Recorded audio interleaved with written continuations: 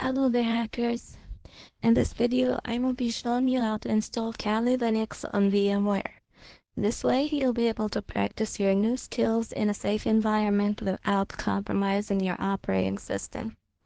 Before you get started, make sure to enable virtualization technology in BIOS.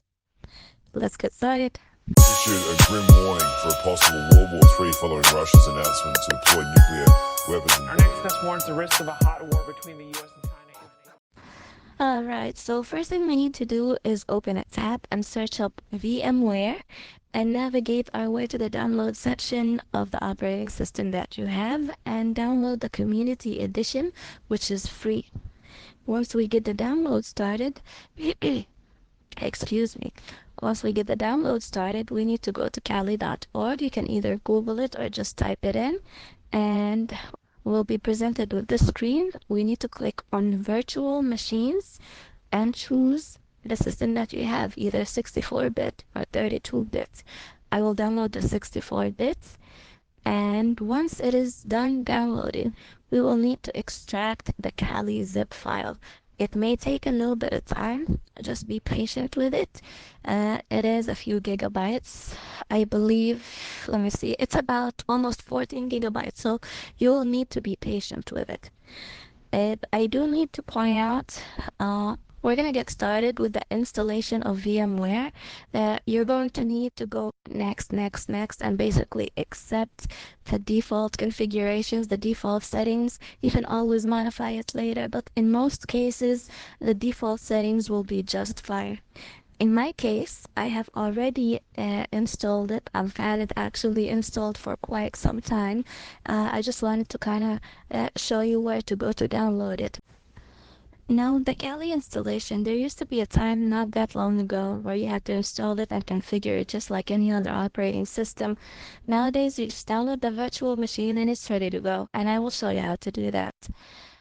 So once we have it fired up, once we have virtual or VMware fired up, you're gonna need to choose open a virtual machine, and you don't need to create a new disk. You just go ahead and select the image that we just extracted and hit play, and that's all there is to it. And this will get you to boot up into Kali just as if you had gone through a normal configuration and installation of an operating system. So you'll just give it some time. It'll go through the normal boot up process, and then you need to put in the username and password.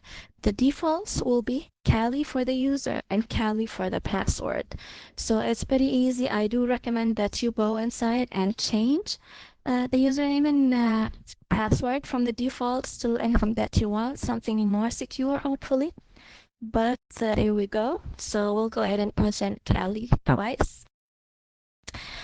And just make sure once you have a new installation to go and update and upgrade everything through the command line interface. This will get you caught up.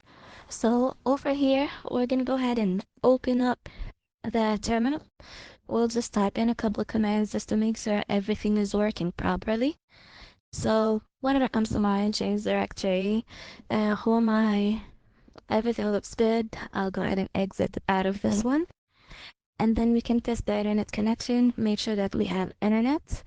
I'll open up Firefox, and you can go to whatever website you'd like. We will go to YouTube, and everything looks great. And there it is. Very minimal configuration. Everything looks beautiful. Everything is working just fine. Hope you guys enjoyed the video. If you did enjoy it, please hit subscribe, hit like, and if you have any questions, feel free to leave a comment. Thank you for watching, and I'll catch you in the next video.